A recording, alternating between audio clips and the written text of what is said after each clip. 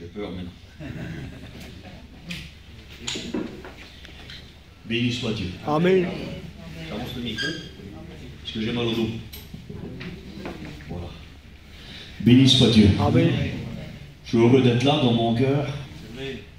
Je suis heureux d'être là devant vous.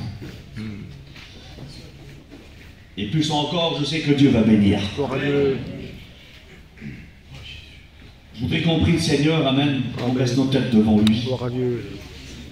Que vous priez pour moi Dans la et que gloire. vous priez pour vous. Tu bénis ton nom. J'ai besoin de Dieu, un canal sans eau, ça vaut rien. Un canal a besoin d'être plein d'eau. Et j'aimerais ce soir, amen, dans mon cœur, mon désir, c'est que je sois plein du Saint-Esprit. Et que je puisse vous annoncer l'évangile Dans de la paix. gloire, Seigneur, alléluia. Je voudrais que l'ancien me présente devant Dieu, amen. On dit amen ensemble. On va... Il y a un nom qui va être cité ce soir. Il y a un nom qui va être élevé ce soir. Gloire à Dieu. Un nom qui va être proclamé. Un nom qui va être reçu. C'est le nom de Jésus. Amen. J'ai pas venu avec de la théologie. J'ai pas venu avec une grande connaissance, comme j'ai dit avec le frère. Celui qui a trouvé Jésus, il a tout trouvé. Amen. Et l'homme et la femme, le jeune garçon, la jeune fille qui a trouvé Jésus, il a tout trouvé. Amen, Seigneur. Même qui peut avoir les poches vides. Même qui peut dormir dans le coin d'une rue ou au bord d'un mur. S'il a trouvé Jésus, il a tout trouvé. Amen. Et ce soir, je ne vais pas vous présenter Teddy. J'aurais même dû présenter mon nom. J'aurais même cité mon nom ce soir.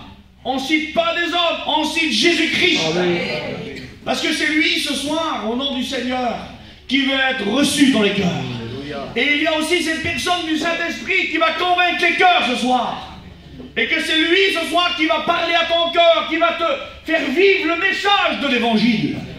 Parce que s'il a chanté la paix, ce soir je vais vous prêcher un message de paix. Gloire à Dieu. C'est pas un message qui va diviser. C'est pas un message qui va être sur le compromis de l'autre a raison, l'autre a tort. Non. Je vous prêche un message qui va réconcilier ce soir. Et le message qui réconcilie, c'est le message de l'évangile.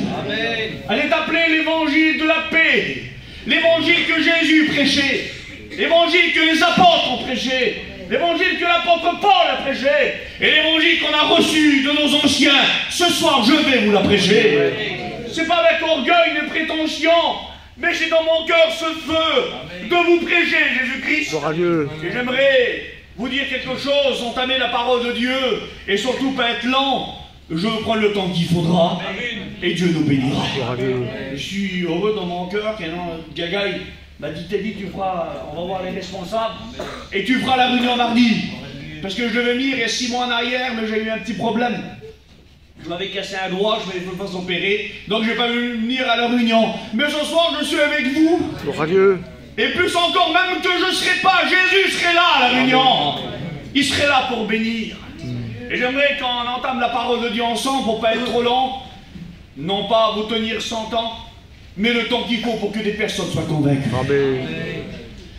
Il faut qu'il y ait des personnes ce soir qui soient convaincues de leur état, de leur vie, de leur péché, de leur erreur. Et qui viennent à une repentance, parce que l'évangile ne nous flatte pas. L'évangile nous amène à la repentance. Et ce soir, l'évangile que je vais vous prêcher, bien sûr qu'elle fait bouger les cœurs.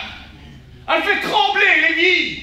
Elle fait trembler celui qui boit, celui qui fume, celui qui fait sa vie. Elle le fait trembler, mais elle ne le fait pas trembler pour le tuer. Elle le fait trembler pour le changer. Jésus veut te changer. Alors je voudrais lire la parole de Dieu. Dans Luc 22, verset 27, il dit, « Car quel est le plus grand? Celui qui sert ou celui qui est à table ?» Jésus va dire, « Moi je ne suis pas venu comme celui qui est à table.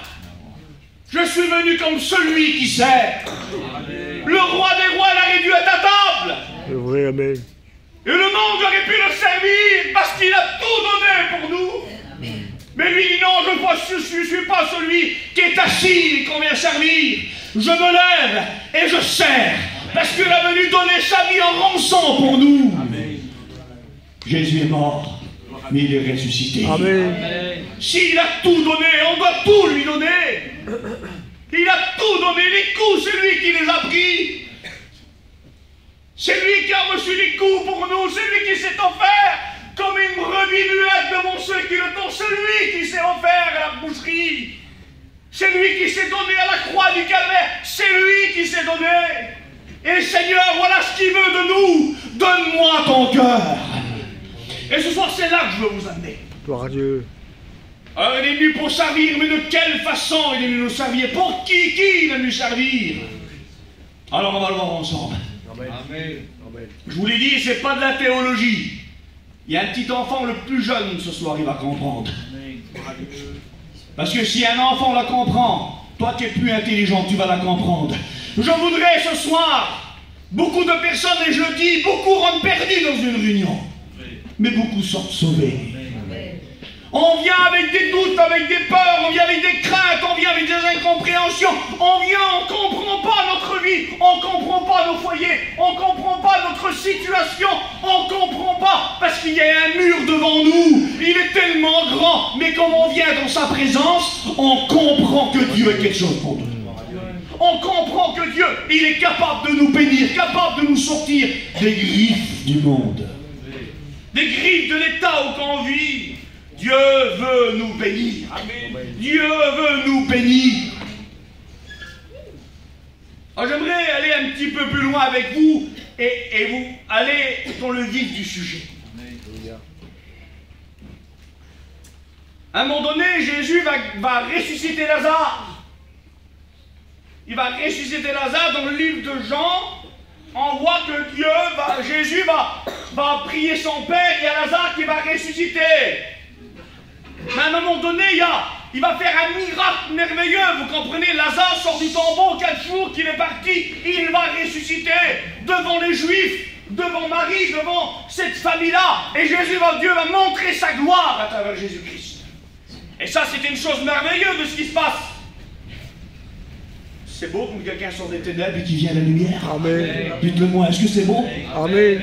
Comme c'est beau que quelqu'un spirituellement qui sort de la mort spirituelle et qui vient à la vie. C'est pas beau tout ça? Amen. C'est pas beau comme quelqu'un qui sort de la drogue et qui vient à la réalité. C'est pas beau tout ça? C'est pas beau comme quelqu'un qui est en train de boire et que son foyer ne va pas, sa vie ne va pas, son foyer ne va pas, ses enfants ça correspond plus. Et comme il vient à Jésus, qu'on voit que tout est transformé, est-ce que ça c'est pas beau? Amen. L'évangile apporte tout ça. Gloire à Dieu. C'est pas Teddy qui apporte tout ça, c'est Jésus-Christ qui apporte tout ça au cœur. Jésus veut se manifester chez toi. Jésus veut tellement te bénir, tellement aider ton foyer, tellement aider ta vie. Jésus, il est plein de compassion. Gloire à Dieu. Dieu est plein de compassion. Amen. Dieu n'est pas un Dieu avec le bâton. Il est le Dieu qui tend ses mains. Il est le Dieu d'amour. Ah, rejeté par les hommes, mais Dieu ne nous rejette pas. Jésus nous aime. Mais à un moment donné, on voit qu'il y a des jaloux. Il y a des jaloux.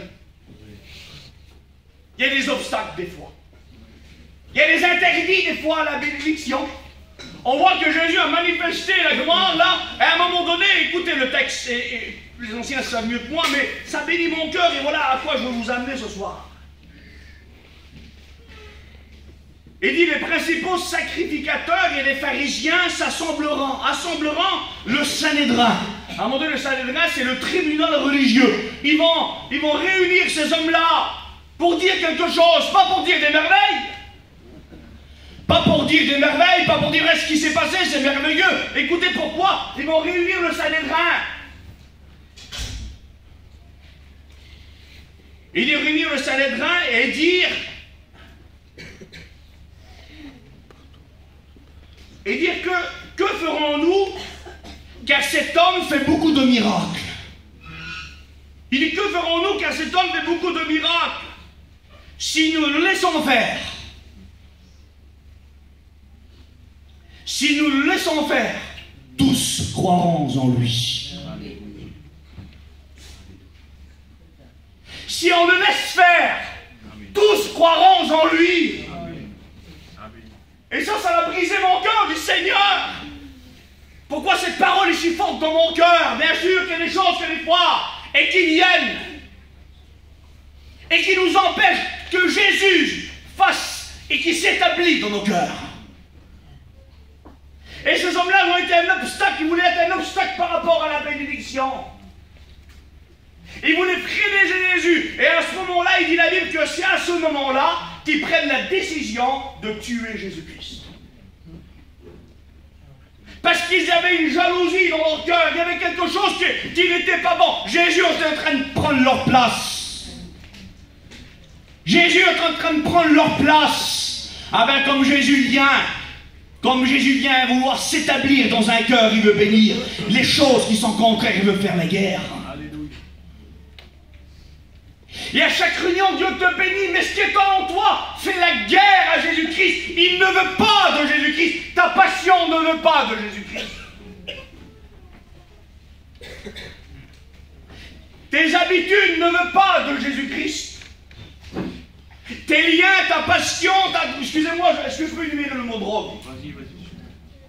Le mot drogue, le mot cigarette, l'alcool ne veut pas que Jésus s'établisse. Parce que la passion est là, c'est tellement fort en nous, c'est la chair en nous. Alors moi, si Jésus s'établit, ces choses-là ne sont plus. Amen.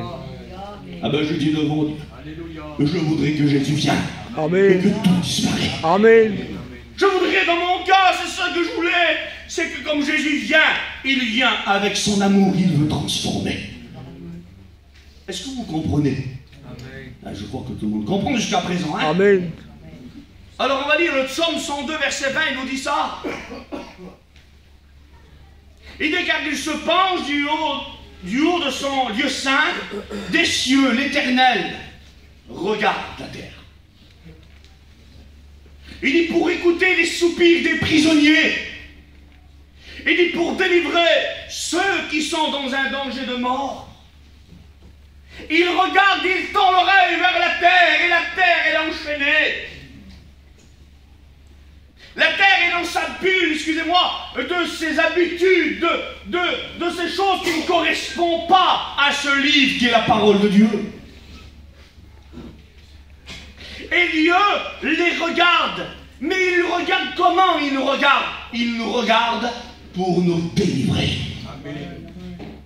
Le but de Jésus, c'est de nous délivrer. Amen. Parce que la délivrance, c'est de son côté à lui.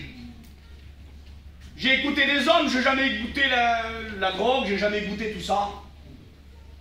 J'ai fumé une cigarette, j'avais 11 ans. Mon père, il l'a su, m'a mis une gifle. J'ai été délivré sur le champ. Donc, je n'ai pas connu tout ça. Mon père, c'était un bon ferrailleur, il savait démonter, pas besoin de souder, il savait démonter les tracteurs, c'était un bon ferrailleur, mais il avait des bonnes mains larges. Donc, j'ai pas goûté ce monde-là, et ce monde ne m'a jamais intéressé. Ce qui m'intéresse, c'est Jésus-Christ. Alléluia. Amen. Ce qui m'intéresse, c'est Jésus-Christ. Gloire à Dieu. Ce que je veux dans mon foyer, c'est Jésus-Christ. Amen. Ce que je veux pour mes enfants, c'est Jésus-Christ. Amen. Comme je suis malade, c'est Jésus-Christ que je veux. Gloire à Dieu. Comme je passe des tristesses, c'est Jésus-Christ que je veux. Comment je passe des peines, c'est Jésus-Christ que je veux. Comment je passe le deuil, excusez-moi, c'est dans mon cœur, c'est Jésus-Christ que je veux. Amen. Je veux Jésus-Christ toute ma vie, jusqu'à ma mort, jusqu'à son retour, parce que ce soir, je peux partir. Alléluia. Il y a deux choses qui peuvent nous rapprocher de Dieu aussitôt, tout de suite. Soit qu'on meurt, soit qu'on part à l'enlèvement. Alors dans tous les cas, je pars avec lui. Amen. Alors je voudrais te poser la question, est-ce que tu es prêt à partir avec lui? Amen. Parce que les réunions, c'est ça, c'est se préparer. Ne faut pas faire attention à ces faux enseignements. Ne pas faire attention à ce qui se passe sur les réseaux sociaux. C'est pas un message de peur que je vous donne ce soir, c'est un message de réconciliation. Parce que le but de Jésus, c'est de réconcilier le monde, Dieu à réconcilier le monde avec lui-même. Et de la Bible, il n'a pas imputé le péché à l'homme, mais il a voulu réconcilier l'homme avec lui-même, tant que ceux qui sont sur la terre, que ceux qui sont dans le ciel. Et qui c'est qui est sur la terre? C'est nous. Qui c'est qui est dans le ciel? C'est Dieu. Amen. Alors Jésus est venu nous réconcilier avec le Père. Amen. Ce soir, tu peux avoir une réconciliation avec Jésus-Christ. Il faut que tu sois en règle. Il faut que tu sois en règle. En règle avec la Bible. En règle avec ta parole de Dieu. Amen. Jésus revient bientôt. Amen. Il dit la Bible que Jésus, que Dieu bénit. Il bénit pour l'éternité. Et moi je veux partir pour l'éternité. La terre, est-ce qu'elle est belle? Dites-le moi, je parle tout doucement. Est-ce que la terre est belle? Qu'est-ce qu'elle vous apporte? Qu'est-ce qu'elle vous apporte, la terre? Qu'est-ce qui vous apporte vos passions? Qu'est-ce qui vous apporte vos disputes du matin jusqu'au soir? C'est dans mon cœur, je le dis. Parce que là où il y a l'esprit, il y a la liberté. Et donc je veux, dans mon cœur, prendre cette liberté-là que Dieu me donne de parler ce soir. Il faut vous réconcilier. On ne vit pas une évangile factice, une évangile de semblant, une évangile d'étincelle, une évangile de façade. On vit la véritable évangile, celle que Jésus a prêchée, celle que nous avons reçue. À un moment donné, il disait que votre mission, c'est un peu de paille. Ah ben, il y a 73 ans, ça, 72 ans, hein, qu'elle tourne la mission. Et c'est pas un feu de paille. Un feu de paille, ça brûle vite. Ah ben, il brûle bien longtemps, ce feu de paille. Vous comprenez, je suis pas un papou, mais on m'appelle le vieux. Parce que j'aime ce qui est ancien. Parce que ce qu'il y a aujourd'hui, ça part vite, ça reste 10 jours, ça reste 1 an et on voit plus. Mais ce qu'il y a en arrière, ça demeure. Attachez-vous à ce qui est vrai. Amen. Attachez-vous à ce qui est bon. J'aimerais vous parler d'une petite état d'église, mais seulement 1 minute. Est-ce que je peux le faire? Amen. Seulement 1 minute, hein? Pour pas être trop long. Après, je viens. Tout est important dans la Bible. Celui qui dit que c'est pas important la Bible, il se trompe. Vous comprenez? La Bible est importante. Amen. Tout est important dans la parole de Dieu. Mais il y a des hommes, il y a des femmes ils ont leur idée de l'évangile. Et des fois, notre idée propre de l'évangile n'est pas bonne, elle ne correspond pas à l'évangile. À un moment donné, si on se fait notre idée d'évangile, on se détourne de la vraie évangile, de celle que Paul et j'ai embrasée, de celle que j'ai reçue par révélation du Christ. À un moment donné, il va le dire à une église, vous voulez qu'on le voit ensemble? Pas longtemps, hein, c'est dans mon cœur. Je dis, moi, tout ce qu'il y a là, je viens. Quand on me dit quelque chose, il y a quelque chose qui vient d'autre, non? On fait étape par étape. On ne crie pas les... Le véritable évangile, écoutez, c'est dans l'église pour Galates, il va dire ces paroles-là. À un moment donné, il y avait du trouble ici, il y avait des difficultés ici. C'est au niveau de l'évangile qu'il y avait une difficulté. C'est au niveau de leur salut, au niveau de leur habitude, parce qu'ils mettaient des choses qui ne correspondaient pas à l'évangile, ils ne correspondaient plus à l'évangile. Ils mélangeaient la loi avec la foi. Et dans l'évangile, il n'y a pas de mélange. L'évangile, elle est pure. L'évangile, on la reçoit, on ne la reçoit pas. On dit que l'évangile, c'est une bonne nouvelle. Oui, c'est une bonne nouvelle. Est-ce que c'est une bonne nouvelle, l'évangile? Oui, c'est une bonne nouvelle. Mais l'évangile te dit de te repentir. L'évangile te dit de te convertir. L'évangile te dit d'abandonner tes passions. Alors à ce moment-là, on dit plus que c'est une bonne évangile, une bonne nouvelle, là. Parce que l'évangile nous pousse à nous repentir. Et ce soir, je ne voudrais pas vous amener à vous flatter. J'aimerais pas ça. J'aimerais vous amener à la base de l'évangile. Et aujourd'hui, il y a des nouvelles versions qui sortent, des nouvelles Bibles qui sortent. Et je veux seulement vous le dire, c'est pas de la connaissance que je vous donne, c'est ce que j'ai dans mon cœur. Aujourd'hui, il y a des nouvelles Bibles qui sortent. Et ces nouvelles Bibles, il y a des choses qui correspondent même plus. Par rapport, ils disent que la nouvelle naissance, elle n'est même plus écrite. Le mot naître de nouveau n'existe plus dedans. Le mot repentance n'existe plus. Convertir chez vous, il n'existe plus. On a emblé ces choses primordiales qui nous amènent au salut. Il faut se repentir. Amen. Il faut se convertir. Amen. Et il faut naître nouveau pour aller au ciel. Alléluia. Jésus va bien le dire. Dans la parole 2, c'est écrit comme ça. Christ est mort pour nos péchés. Mais bien plus, il est ressuscité. Amen. Pour notre justification. Amen. S'il est mort pour nos péchés, le message, il est là. Ça veut dire qu'on doit venir à cette mort spirituelle, on doit venir à cette mort. Mais t'es dit, c'est quoi cette mort? C'est quoi? Ah ben c'est se repentir, c'est de reconnaître son état de pécheur, son état qu'on est incapable d'être sauvé par nos moyens, mais qu'il y a un seul moyen pour aller au ciel, c'est Jésus-Christ. Amen. C'est le sang de Jésus qui nous purifie de tout péché. On peut faire ce qu'on veut, Jésus peut nous purifier de tout péché. Son sang nous purifie de tout péché. Amen.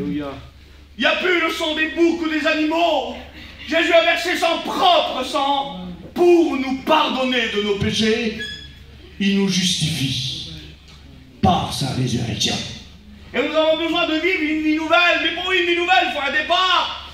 Et l'église de Galate, à un moment donné, avait négligé quelque chose. Il a été entré des choses qui ne correspondaient plus à ce que Paul a prêché. Ça marchait tout bien au début, il y avait le feu au début. Mais à un moment donné, Paul va dire, mais si même un ange vous viendrait vous prêcher notre évangile que celle que vous avez embrassée. Il dit qu'il soit anathème, qu'il soit maudit, qu'il soit rejeté. Ah ben je dis devant Dieu, si demain, c'est pas de la prétention, c'est pas de l'orgueil, c'est pas pour me crâner, si demain on prêche plus la repentance, si demain on prêche plus la nouvelle naissance, si demain on prêche plus le sang de Jésus, je prends mes petites clés et je m'en vais. Je m'en vais ailleurs. Vous comprenez? Mais ici, pourquoi ça marche? Pourquoi il y a des vies changées? Pourquoi il y a des vies transformées? Parce qu'ici, on prêche le Christ mort, mais le Christ ressuscité. Amen. C'est ce qui doit primer dans nos cœurs. À un moment donné, c'est écrit dans le livre de 1 Corinthiens 22, il dit, les Juifs, ils demandent des miracles. Les Juifs, ils demandent des miracles. Les Grecs, ils veulent la connaissance. Il y en a qui veulent voir que le miracle. Ils veulent voir que le miracle, que le miracle, que le miracle. Et il y en a qui marchent que pour la connaissance, la connaissance, la connaissance. Mais l'homme de Dieu ne parle ni de connaissance et de miracle. Et il dit, moi, j'ai vu vous prêcher le Christ et le Christ crucifié. Amen. Pas autre chose. Amen. Pas autre chose. La victoire d'une église, la victoire d'un foyer, la victoire d'une vie brisée, c'est Jésus-Christ. Christ dans mon cœur, l'espérance de la gloire. Amen. Christ dans nos cœurs, l'espérance de la gloire. Qui a Jésus-Christ? Qui a Jésus-Christ? Dites Amen, celui qui l'a. Amen. Dites Amen, celui qui vit avec Christ tous les jours, qui a cette communion. Alléluia. Ah, je ne vous demande pas d'avoir de l'orgueil dans vos cœurs, mais soyez fiers d'avoir Jésus-Christ dans vos cœurs. Amen. Proclamez-le que vous avez Jésus-Christ dans vos cœurs. Dites-le au boulanger, à la pâtisserie, à la pesquière, à la caisse, là, à la caissière. Dites-le à tout le monde que Jésus-Christ est vivant, il veut nous sauver. Parce qu'aujourd'hui, il y a des choses qui veulent nous faire fermer la bouche. Il y a des choses qu'on ne doit pas dire. Il y a des choses qu'on ne doit pas aller. Alors il y a des choses qui ne correspondent plus. Aujourd'hui, si on dit certaines choses devant le gouvernement, ben aujourd'hui, nos églises seraient fermées. Pourquoi? Parce que on pourgrave tout ici, nous. On pourgrave les pièges de l'ennemi. Vous savez que l'ennemi est puissant. Mais l'ennemi devant Jésus, ils sont fuis. Amen. Parce que si l'ennemi est fort, Jésus est tout puissant. Amen. Si le diable, il peut tenter, il peut faire ce que vous voulez. Jésus est dans mon cœur. Et celui qui est en moi est plus fort que celui qui est dans le monde. Si le monde veut nous lier, nous égarer, nous mettre loin de Dieu, Jésus veut nous rapprocher de Dieu. Et ce soir, le vœu de mon cœur, c'est que tu te rapproches de Dieu. Dieu, Jésus est plein de compassion. Il dit, grande est la compassion de notre Dieu. Mon dos. Le psaume 77, verset 10, il nous a, Dieu a-t-il oublié d'avoir compassion? Dieu nous a-t-il oublié dans l'état où qu'on vit? Dieu nous a-t-il oublié dans notre situation difficile que nous vivons? Dieu a plus les regards sur nous, le texte veut dire ça. Dieu m'a-t-il oublié? Dieu n'a plus les regards sur moi? Dieu a-t-il oublié ma situation? Là je leur réponds avec la Bible que non, Dieu ne t'a pas oublié. Amen. Le psaume 54, verset 8, il dit, mais avec un amour éternel, j'aurai compassion de toi. Ça veut dire que Jésus a compassion de toi, il t'aime. La compassion de Jésus, elle est inestimable. C'est pas la compassion d'un homme qui tape sur un épaule et qui dit ça va aller. Ta situation va s'arranger, ton problème, ton foyer va s'arranger. Je veux pas une tape sur l'épaule, je veux une transformation dans mon foyer. Et le seul qui peut le faire, c'est Jésus-Christ si tu l'appelles. Parce que tout homme, Ryan a appelé Jésus, il a mis Jésus à l'épreuve. Jésus l'a brisé de sa présence. Moi j'ai accepté le Seigneur, je me suis retrouvé du fond, je me suis trouvé devant, avec les mains en l'air, et j'ai dit Seigneur, bénis-moi. Je n'avais pas de passion, je n'avais rien à donner, j'ai juste donné mon cœur à Dieu, vous comprenez? Ça veut dire qu'il faut venir devant lui. Tous ceux qui s'approchaient de Dieu, partez avec quelque chose. Qui veut partir avec quelque chose? Qui veut partir de cette salle avec quelque chose dans son cœur, dans sa vie? Qui veut partir avec quelque chose de nouveau? Pas seulement plus de sous. Non, la paix chez toi. La paix chez toi. Je crois que si je ferais une appel maintenant, qui veut la paix, il y en a plein qui lèverait la main. Parce que la paix, tout le monde la désire. Tout le monde la recherche. Mais des fois, il la cherche mal, la paix. Il la désire mal, la paix. Chacun la paix, certains la paix, ils vont la rechercher dans une petite habitude mondaine. Certains vont la chercher dans l'alcool. Certains, pour oublier leur peine, ils vont la vivre devant le bar. Et ça, on me l'a témoigné déjà ça. Pour oublier les peines du foyer, alors ils vont passer 1 heure ou 2 au bar. Ils vont vivre un temps avec les copains, mais comme tu reviens à la campine ou à la maison, c'est toujours pareil. Jésus veut plus que tu vives pareil. Jésus veut te transformer. Jésus veut tellement venir vers toi qu'il veut te bénir. Je ne veux pas faire lever la main, mais je dirais qui veut être béni? Tout le monde lèverait la main. Mais pourquoi on ne fait rien? Pourquoi on vient à l'église, on s'assoit, on écoute? Je ne sais pas combien de temps tu écoutes. Je sors un petit peu pour me reposer un petit peu. Combien de fois tu viens et combien de fois tu écoutes? Et que tu n'as pas fait encore de choix avec lui. Tu n'as pas pris encore de décision. Il dit la Bible, ne regardez ni à gauche ni à droite. Il dit le chemin, il est devant vous. Pourquoi? Pourquoi on est de ceux qui regardent tout à gauche, tout à droite? Le Seigneur n'a-t-il pas dit, je suis le chemin, je suis la vérité et je suis la vie. Amen. Nul ne vient au Père que par moi. Il a dit Jésus qu'il est la source de vie. Il a dit Jésus qu'il est la porte du ciel. Il a dit Jésus qu'il est le chemin, la vérité et la vie. Il dit Jésus qu'il est l'eau vive. Il a dit qu'il est le pain descendu du ciel. Vous savez qu'il peut venir et nourrir ton foyer, nourrir ta vie. Jésus t'aime. Il faut que la vraie évangile, celle de la compassion, celle de l'amour vient dans ton cœur. Celle de la vérité. Il dit qu'Israël gémissait sous le poids de la servitude. Pendant 430 ans, ils ont aussi misé sur le poids de la servitude. Ça veut dire qu'ils étaient asservis à quelque chose qui était plus grand qu'eux. Il y a quelque chose qui est plus grand que toi. Mais à un moment donné, c'est le psaume qui dit ça. Il dit, mes liens sont trop forts. Les liens sont plus forts que moi. Mais toi, délivre-moi de mes liens.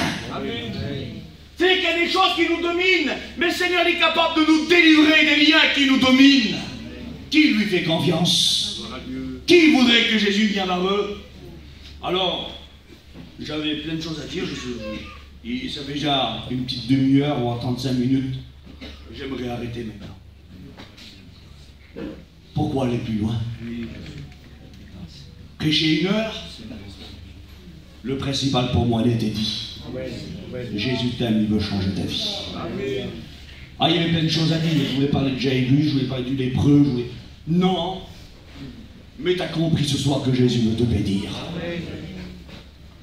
Tu voudrais pas qu'il vienne vers toi dans ton foyer, comme il a fait pour cet homme, que sa fille était mourante. À un moment donné, la fille est morte, dit la Bible. À un moment donné, Jésus va tellement attendre que cette petite va partir. Et Jésus va guérir une femme à côté. Et des fois, il a attendu. Et à un moment donné, il va voir Jésus, mais il va dire, mais la fille est morte. Il va dire n'importe plus le maître, il dit laisse-le tranquille. Mais Jésus va se tourner vers lui, il va dire une chose merveilleuse. Si tu crois,